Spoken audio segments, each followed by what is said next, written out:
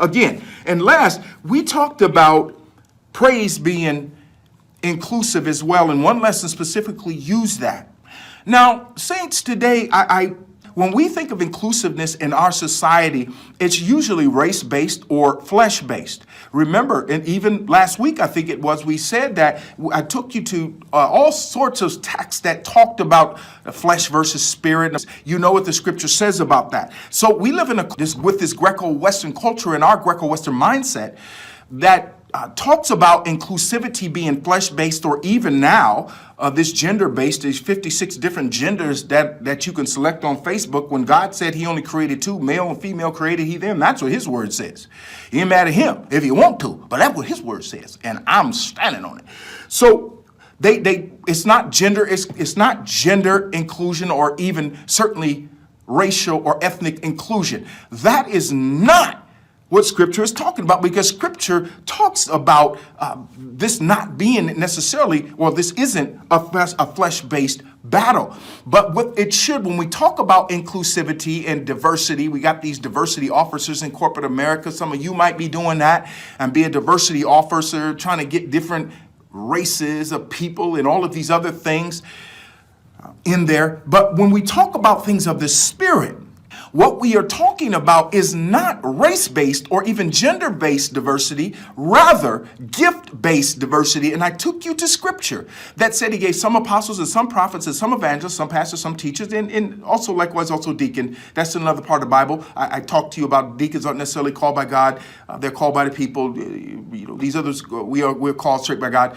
But at the same time, it also talked about, I took you to other texts that talked about this diversity of gifts, like the gift of knowledge, the gift of wisdom, the gift of help, the gift of tongues, the gift of miracles, and I could say more. So when we talk about our praise being inclusive, we have to get out of this mindset that diversity is based on flesh when it's based on spirit. You know how I know that? I know that because if that's the measure of flesh or race-based or ethnic-based diversity, well, then Jesus Christ was non-inclusive. Whoo! You need to blow that out a little bit, Dale. How do you understand what I'm talking about that? Well, because everybody that was with Jesus was Jewish. His apostles and his disciples and his apostles, they were Jewish. The women that were with him, they were Jewish. Jesus is a Hebrew. So when we talk about, which one of you are going to accuse Jesus of not being inclusive? No, Jesus was inclusive, because if you notice, the people he called had different types of gifts. And we learned that certainly in the book of Acts and through their apostolic ministries, that they had different sorts of gifts, even though they were of the same ethnicity. So again, when we talk about inclusivity and the power of praise that can happen in congregations, don't believe the hype.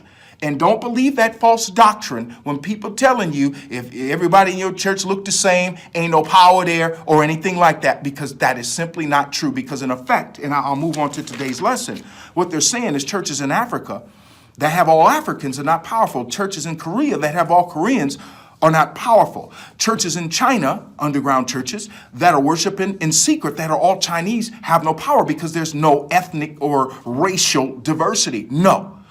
We wrestle not against flesh and blood.